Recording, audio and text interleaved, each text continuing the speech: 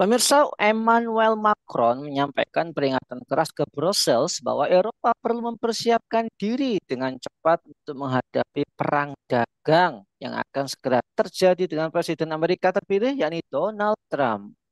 Dalam percakapan selama 1 jam di Collège de France, mantan Kepala Bank Sentral Italia dan Presiden Prancis ini mendesak Uni Eropa untuk berdiri di atas kedua kakinya sendiri untuk menghindari menjadi korban perang dagang antara Amerika dan Cina yang akan meledak ya di waktu yang akan datang ini ya.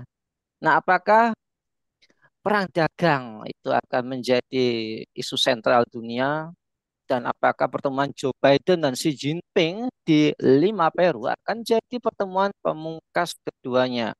Untuk membahasnya kami akan terhubung dengan pengamat ekonomi yaitu Bung Arim Nasim. Assalamualaikum Bung Arim. Waalaikumsalam warahmatullahi wabarakatuh. Oke, gimana kabarnya Bung? Alhamdulillah, insyaallah sehat. Alhamdulillah. Bung Arim Nasim, ya jadi terpilihnya Presiden AS yang baru, Donald Trump ya baru tapi rasa lama. Itu menimbulkan banyak sekali eh, peristiwa ya. Salah satunya adalah perang Cina atau perang ekonomi antara Amerika Serikat, perang ekonomi ya, antara Amerika Serikat dan Cina. Nah, menurut Bung Ali Nasim, apakah mereka akan menjadi korban di tengah perebutan kekuasaan ekonomi? Wah, mereka ini maksudnya negara-negara lain antara dua negara ini. Gimana Ya, pandangan Bung Arif? eh memang pertama ya, menarik ya kemenangan Donald Trump ini. Jadi kalau kita lihat, ini kan yang kedua kali ya. Artinya dua kali kemenangan Donald Trump. Dan kalau kita lihat, ini sisi lainnya ya, Donald Trump itu dia menang ketika lawannya itu adalah perempuan, ya kan. Dan ini menunjukkan bahwa rakyat Amerika Serikat tidak suka dipimpin oleh oleh perempuan, ya kan. Nah, kalau bicara terkait dengan perang dagang, memang kita lihat kebijakan Donald Trump di awal, ya di awal dia berkuasa dulu, ya. Salah satunya juga dia ya menggelorakan itu kan perang dagang dengan Cina, salah satunya dengan menaikkan eh, tarif ya, tarif produk-produk yang berasal dari eh, Cina ya ke Amerika itu kan.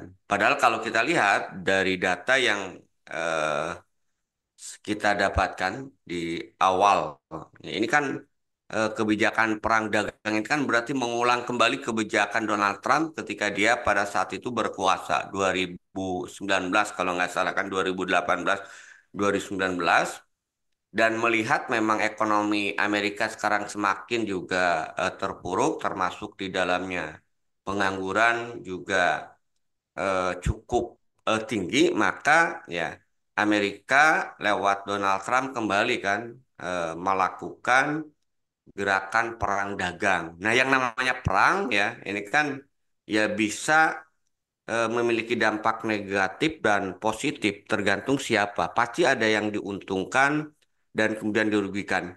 Kalau pengalaman tahun 2019, 2018, 2019 kan, pada akhirnya mereka juga kan terjadi negosiasi kan. Negosiasi. Cuman data yang saya dapatkan dari beberapa analisis ya ketika terjadi eh, perang dagang antara Amerika dan Cina ini, ya memang ada pihak yang diuntungkan, pihak yang dirugikan ya dalam konstelasi dunia. Yang diuntungkan pada saat itu adalah negara-negara yang bisa mengisi kekosongan ya impor dari Cina ke Amerika itu kan, atau tadi ya eh, ekspor ekspor Cina ke Amerika atau impor Amerika dari Cina itu kan. Siapa negara yang mendapat durian runtuhnya itu? Itu ada Vietnam, ada Taiwan, Bangladesh, dan Korea Selatan. Mereka mampu mengisi kekosongan yang selama ini karena ada pembatasan dari Cina tadi. Ya. Cuman sayang gitu kan, Indonesia tidak termasuk itu gitu kan. Itu yang saya kira menjadikan justru Indonesia itu semakin pada saat itu ya, dan ini ke depan juga kemungkinan juga akan berdampak negatif. Kenapa? Karena ketika kemudian terjadi eh, tadi ya, terjadi eh, perang dagang di antara kedua negara, maka jangka pendek ya itu kan akan memperlambat ya pertumbuhan ekonomi di kedua negara tersebut yang pada akhirnya juga berdampak kepada volume perdagangannya dan Indonesia karena produk-produk Indonesia itu kebanyakan ya dari sektor pertanian ini yang pada akhirnya juga eh, mendapatkan dampak gitu kan. Sehingga ini yang merugikan Indonesia itu kan dengan adanya perang dagang antara Cina dan Amerika. Ini kebijakan tahun 2018-2019 ya. Saya kira ke depan juga mungkin tidak jauh beda itu kan. Apalagi dalam kebijakan sebelumnya ya, Amerika itu akan memberikan perhatian khusus kepada negara-negara yang eh, surplus perdagangan dengan Amerika gitu. Itu saya lihat ya. Iya, Bung Arim Nasim. Ini kan apa ya? Ada yang mengatakan kalau urusan politik, untuk urusan politik ya Cina itu tunduk sama Amerika. Tapi kalau urusan ekonomi, dua-duanya ini rival berat. Nah, gitu-gitu. Nah, Ya, betul. kira-kira dampaknya buat Indonesia ini seperti apa, Bun? Dan apa yang harus dilakukan oleh pemerintah negeri ini supaya tidak terjebak dengan permainan politik permainan politik dagang gitu ya antara Amerika dengan Cina, Bung Arim Nasim. Ya, kalau kalau kita lihat kan eh, Indonesia itu kan politik luar negerinya ya, termasuk juga dalam konteks ekonominya itu kan ingin ikut kedua belah pihak kan. Dia ingin juga kerjasama dengan Cina, ya bahkan semakin meningkat ya dominasi ekonomi Cina di Indonesia. Dia ingin nggak mau juga lepas dari Amerika karena banyak juga agen-agen Amerika yang ada di Indonesia. Yang pada akhirnya ini yang Indonesia lebih parah, dijajah ya semakin kuat dalam konteks politik maupun ekonomi ya oleh Cina maupun oleh Amerika itu kan. Ini yang makin parah kalau kita lihat ya. Jadi akhirnya Indonesia itu menjadi tempat rebutan, tempat persaingan dalam mengeksploitasi sumber daya alam kita itu kan untuk kepentingan kedua negara tersebut. Secara politik juga sama kan? Secara politik juga mereka bersaing untuk menempatkan agen-agennya agar ya tadi setiap kebijakan-kebijakan ekonomi dan politik itu menguntungkan baik Cina maupun Amerika itu kan. Nah, ketika dua gajah ini kemudian bertarung dan tempatnya kemudian negeri kita ya tadi Indonesia itu ya eh, kena imbasnya ya hancur gitu kan. Dan ini fakta kita lihat tuh kan. Fakta bahwa kita lihat kan eh, tambang aja misalnya ya, dari sektor tambang, emas dan perak yang selama ini ya tambang mineral didominasi oleh Amerika, Amerika tetap mempertahankan apa yang sudah ada ya, kayak Freeport itu kan tetap dipertahankan oleh Amerika Serikat. Tapi tambang-tambang yang baru itu kemudian dikuasai atau kemudian dieksploitasi atau dijarah oleh Cina itu kan. Artinya saya melihat ya kan dampak bagi Indonesia itu memang ya sangat menyedihkan ya kan. Jadi ini akibat pemimpinnya yang tidak memiliki karakter, karakter artinya kemandirian, pemimpinnya yang hanya sekedar untuk menguntungkan pribadinya dan kelompoknya tidak memperhatikan rakyat, akhirnya ya rakyat jadi korban, ya mungkin mereka diuntungkan segelintir orang ya dengan kebijakan-kebijakan baik yang kebijakan yang pro Cina maupun kebijakan yang pro Amerika. Rakyat yang pada akhirnya kemudian dikorbankan. Kasus Rempang misalnya kita lihat itu kan siapa yang dikorbankan rakyat. Kasus perpanjangan kontrak karya ya yang terkait dengan Freeport yang oleh Amerika Serikat. Siapa yang dikorbankan rakyat ya eh, Indonesia itu. Itu saya lihat ya kan.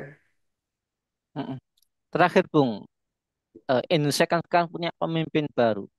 Apa harapan agar Indonesia ini ke depan bukan lagi dikuasai dan dijajah oleh Amerika dan Cina, tetapi justru sebaliknya bisa menjadi tuan rumah di negeri sendiri, mensejahterakan rakyatnya dan menciptakan kemandirian ekonomi. Ya, gimana Bu? Ya kalau kita berbicara terkait dengan kemandirian ekonomi itu kan, kalau kita lihat kan persaingan dagang antara Amerika Serikat dan Cina, sebenarnya kan yang mendorong mereka itu kan politik imperialis, penjajah dengan dibungkus bahasa globalisasi kan. Jadi globalisasi ekonomi yang digembar-gemborkan oleh sistem ekonomi kapitalis, baik yang diadopsi oleh Amerika Serikat maupun yang diadopsi oleh Cina ya, yang dua-duanya sebenarnya negara kapitalis, cuma sedikit berbeda dari sisi politiknya, sementara dari sisi ekonomi kedua-duanya itu adalah negara kapitalis dan metode yang mereka lakukan itu adalah penjajahan dalam konteks ekonomi. Nah, kalau Indonesia itu ingin keluar dari jeratan ekonomi kapitalis ya, jeratan globalisasi, jeratan penjajahan ekonomi yang kemudian didominasi oleh Amerika dan Cina, maka ya kita harus melepaskan sistem ekonomi kapitalis. Ya. Karena kalau kita tidak menerapkan sistem ekonomi kapitalis, ya nggak akan bisa kita keluar dari jeratan penjajahan ekonomi ya. Nah, karena itu ya, kalau saya lihat sekarang kan yang dilakukan oleh Prabowo ya, rejim sekarang itu hanya omon-omon aja. Kenapa? Karena kebijakan yang dilakukan sama ya. Kebijakan yang dilakukan itu adalah ya tadi tetap bertengger kepada dua kan, utang ya, pengembangan utang ya, dan juga utang luar negeri maksudnya termasuk juga kita lihat kan makan siang gratis walaupun tidak ada makan siang gratis itu kan dananya dari mana? Dari utang itu kan. Jadi saya lihat ke depan kebijakan yang dilakukan oleh rejim ini tidak akan jauh beda itu kan dengan kebijakan sebelumnya yang akan semakin memperparah kondisi ekonomi Indonesia. Nah, kalau Indonesia ingin keluar dari jeratan Hmm. ekonomi kapitalis baik yang dibawa oleh Cina maupun yang dibawa oleh Amerika, maka Indonesia itu harus mandiri, mandiri mengelola ekonominya dan kemandirian ekonomi itu akan bisa kemudian diwujudkan kalau Indonesia menerapkan ekonomi Islam. Kenapa? Karena kalau kita lihat ya kan, ini kan Cina bawa ekonomi kapitalis yang sifatnya menjajah tadi. Amerika juga dengan sistem ekonomi kapitalisnya yang menjajah, yang hanya bisa kemudian melepaskan dari penjajahan ekonomi ketika negara ini menerapkan sistem ekonomi yang berbeda dengan sistem ekonomi kapitalis. Apa itu sistem ekonomi Islam? Yang nanti dengan menerapkan sistem ekonomi Islam, kita mampu kemudian mewujudkan kemandirian bangsa ini itu kan. Jadi kalau sumber daya alam kita itu dikelola dengan sistem ekonomi Islam, politiknya yang kemudian diterapkan politik ekonomi Islam, maka insya Allah itu kan kita akan keluar dari jeratan itu. Kita akan keluar dari penjajahan ekonomi kapitalis baik Cina maupun Amerika. Cuman tadi untuk mewujudkan ke arah sana itu perlu ada kesadaran politik di tengah-tengah masyarakat ya kan. Karena perubahan yang terkait dengan eh, sistem ekonomi ini, yaitu mencampakkan sistem ekonomi kapitalis atau globalisasi ekonomi dengan mandiri, yaitu menerapkan sistem ekonomi Islam, hanya bisa terwujud ketika sistem politiknya juga sejalan, yaitu umat Islam sadar bahwa sekarang itu kita sedang dijajah baik secara politik maupun secara ekonomi oleh Amerika maupun Cina. Tanpa ada kesadaran itu, maka ya kita hanya akan menonton dengan berdarah-darah itu kan sumber daya alam kita dieksploitasi oleh negara kapitalis, negara penjajah Cina dan Amerika, sementara rakyat hanya mendapatkan kesengsaraan, penderitaan, kelaparan dan kerusakan sumber daya alam yang semakin masif akibat dijarah ya oleh negara-negara kapitalis baik Amerika maupun Cina.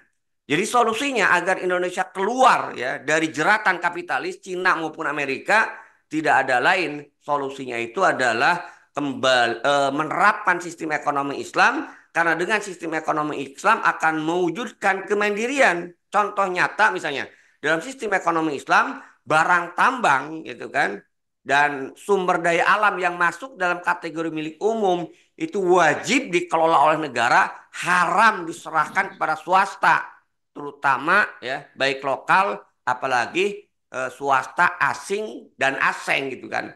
Ini saya kira itu kan. Jadi saya eh, pesimis ya walaupun misalnya Prabowo kan sekarang menggembar-gemborkan ekonomi Pancasila, nggak ada ekonomi Pancasila itu ya karena ekonomi apa sistem ekonomi itu lahir dari sebuah ideologi itu kan. Dan kita itu menganut ideologi yang sama, yaitu apa? Ya ideologi sekuler gitu kan. Sementara Cina dan Amerika itulah yang sekarang sebagai penjajah penguasa sekulerisasi sekuler tadi kita akan terus menjadi objek gitu kan. Nah, karena itu agar kita bisa keluar dari itu, maka kita harus melepaskan ya sistem ekonomi kapitalis ya. Kita campakkan sistem ekonomi kapitalis, kita wujudkan kemandirian ekonomi Indonesia itu dengan menerapkan ekonomi Islam, ekonomi syariat gitu kan. Nah, ini yang harus diwujudkan. Tapi kalau ini tidak, saya kira semuanya hanya omon-omon aja. Hanya paling ada sedikit perubahan dari sisi teknis aja. Secara esensi rakyat akan dikorbankan. Kenapa? Karena ya esensi dari globalisasi, esensi dari perang dagang di antara kedua itu kan kedua negara itu sebenarnya untuk semakin mengokohkan penjajahan ekonomi di negara-negara berkembang atau saling bersaing di antara mereka yang jadi korban itu adalah negara-negara berkembang ya salah satunya adalah Indonesia. Itu barangkali ya Bung Nanang. Ya, terima kasih Bung Arif Nasim ya atas pemaparannya. Dan ini insya Allah adalah bentuk sebuah nasihat dan masukan kepada penguasa ya. Dan ini jangan dianggap sebagai sebuah radikalisme gitu ya. Tapi sebuah masukan yang insya Allah ya karena ini datangnya dari Allah Subhanahu Wa Taala, sistem ekonomi Islam datangnya dari Allah, insya Allah akan membebaskan Indonesia dari penjajahan ekonomi Amerika dan sekutu-sekutunya. Begitu. Semoga Bung Arif Nasmi sekeluarga senantiasa dalam perlindungan Allah Subhanahu wa taala. Baiklah pemirsa Khilafah Nus yang dirahmati oleh Allah, demikian program kabar petang kita pada hari ini. Jangan lupa ya untuk subscribe, like, comment, dan share sebanyak-banyaknya. Semoga menjadi kebaikan kita di dunia pun di akhirat. Ingat, ad-din nasihah, agama adalah nasihat. Saya Nang Setiawan undur diri. Sampai jumpa di lain kesempatan dan wassalamualaikum warahmatullahi wabarakatuh.